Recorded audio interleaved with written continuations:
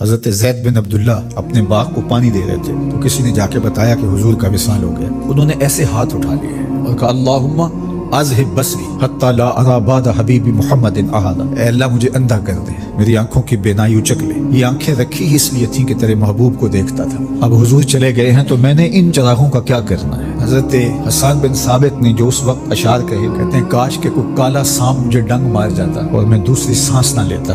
اور حضرت سیدہ فاطمہ کے جو قلب اطہر کی کیفیت تھی، صبت علیہ مصائب لو انہا صبت علی الایام سرنا لیالیا، میرے اوپر جو مصیبتیں ٹوٹ پڑی ہیں وہ اگر دنوں پہ ٹوٹ پڑتی تو وہ کالی راتیں بن جاتی۔ حضرت عمر رضی اللہ تعالی عنہ تلوار نکال کے کھڑے ہو گئے اور کہا کہ جس نے کہا نا حضور کا انتقال ہو گیا میں اس کی گردن اڑا دوں گا۔ تھوڑی دیر بعد حضور پرانی حالت کی طرف پلٹ آئیں گے۔ اب یہ کیفیت کتنی حساس تھی۔ ادھر منافقین نے چال چلنا شروع کر دی۔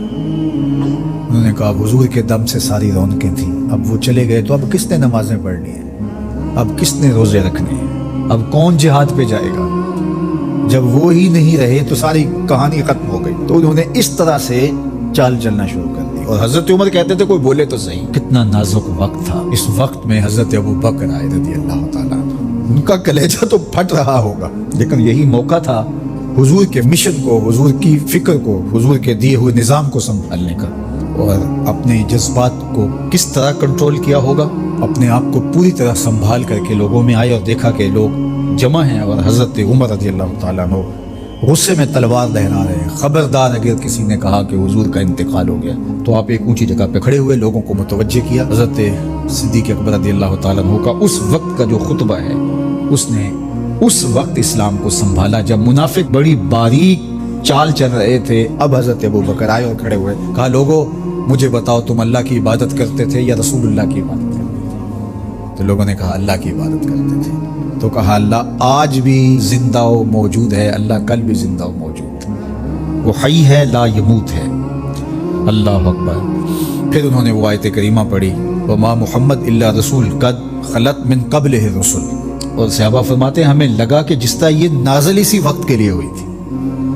اور پھر لوگ سنبھلے اور پھر حضرت سیدنا صدیق اکبر رضی اللہ تعالی عنہ نے اس مشکل وقت دین کو سنبھالا اور پھر حضور علیہ الصلوۃ والسلام کے مشن کے لیے کھڑے ہوئے۔ لشکر اسامہ بن زید بن حارثہ رضی اللہ تعالی عنہ کو روانہ کیا جا چکا تھا، حضور نے خود روانہ کیا تھا۔ ابھی جرف کے مقام پر ہی یہ لشکر پہنچا تھا، مدینہ المنورہ سے تھوڑا باہر نکلا تھا کہ حضور کے وصال کی خبر آئی تو یہ واپس آ گئے۔ تو بعض صحابہ نے کہا کہ اب مدینہ المنورہ کے حالات وہ نہیں رہے، اطراف کے اندر قبائل سر اٹھا سکتے ہیں جو دبے ہوئے تھے۔ اب حضور کے وصال کی خبر پھیل گئی ہے تو کوئی مدینہ المنورہ پر حملہ نہ کر دے، اور بہترین جنگجو اس لشکر میں شامل ہیں، تو اگر حملہ ہو گیا تو پیچھے سے دفاع نہیں ہو پائے گا، تو لہٰذا اس لشکر کو حکمت یہ ہے کہ روک لیا جائے۔ حضرت صدیق اکبر رضی اللہ تعالیٰ عنہ نے کہا کہ نہیں، یہ حضور کا روانہ کردہ ہے، جا کے رہے۔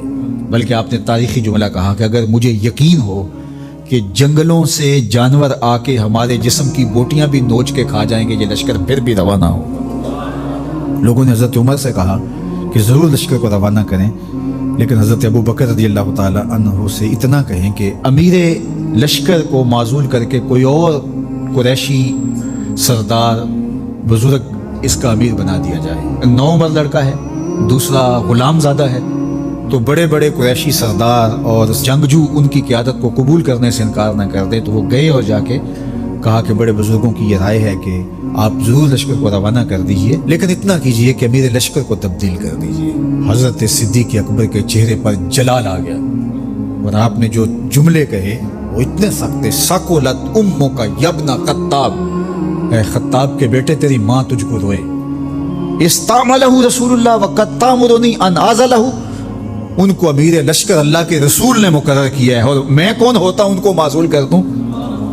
کہا لشکر جائے گا، اسامہ بن زید کی قیادت میں جائے گا، جس نے جانا ہے جائے، جس نے نہیں جانا میں کوئی پرواہ نہیں، چونکہ ان کو امیر لشکر اللہ کے رسول نے مقرر کیا۔ اللہ اکبر۔ پھر جب لشکر اسامہ کو روانہ کیا حضرت صدیق اکبر نے تو حضرت اسامہ کے گھوڑے کی باک اپنے ہاتھوں سے پکڑی اور اسامہ کو اوپر سوار کیا رضی اللہ تعالیٰ عنہ، اور نیچے ساتھ پیدل چلے۔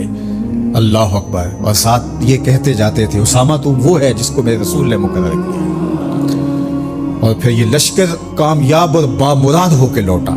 تو یہ سیدنا صدیق اکبر रज़ी अल्लाह तआला अन्हु का हुजूर अलैहिस्सलाम के फैसलों को मिनवान कबूल करने का जज्बा था। जिस अंदाज से उन्होंने हुजूर अलैहिस्सलाम की फिक्र पे पहरा दिया, हुजूर की तालीमात को उजागर किया और हुजूर के फरमान को हरफ आखिर समझा, और उसके बाद उन्होंने अपनी राय को वहां फना कर दिया। सुलह हुदैबिया का मौका आया तो 1400 असहाब थे, कुरैश ने कहा हम उम्रा नहीं करने देंगे, तो वहां से एक मुआहदे के जरिए वापस आना हुआ। तो हजरत उमर ने कहा अबू बकर हम दब के सुलह क्यों करें, सुलह की शराइत तो बराबर की होनी चाहिए। तो हजरत अबू बकर सिद्दीक का सिर्फ एक लफ्ज देखिए, उन्होंने कहा उमर क्या ये सुलहनामा हुजूर ने कबूल किया है? कहा किया है। कहा हुआ रसूलुल्लाह, कहा वो अल्लाह के रसूल है। अल्लाह अकबर। कसरत सौम सलात की वजह से अफजल नहीं है, बल्कि हुजूर के लिए अताअत व इनक़ियाद, फर्मा बरदारी, और हुजूर अलैहिस्सलाम के लिए बस अपने आप को कुर्बान कर देने का वो जज्बा, वो आप यहाँ देखते हैं तो बदरजा कमाल आपको नजर आता है। फरमाया कि मैं अल्लाह के अलावा अगर किसी को खलील बनाता तो वो अबू बकर को बनाता, लेकिन मेरा खलील अल्लाह है। अल्लाह अकबर। आ अमन नास बर मौलाए मा, आ कलीम अव्वले सीनाए मा, हस्तियों किश्ते मिल्लत राचू अबर, सानिए इसनैनो गारो बदरो कबर। देखिए कहाँ कहाँ हुजूर की गुरबत। ये शक होवी थे चल मदीने, जे शक होवी थे आ तक ले जोड़ मजारां दा बण यार नबी ने।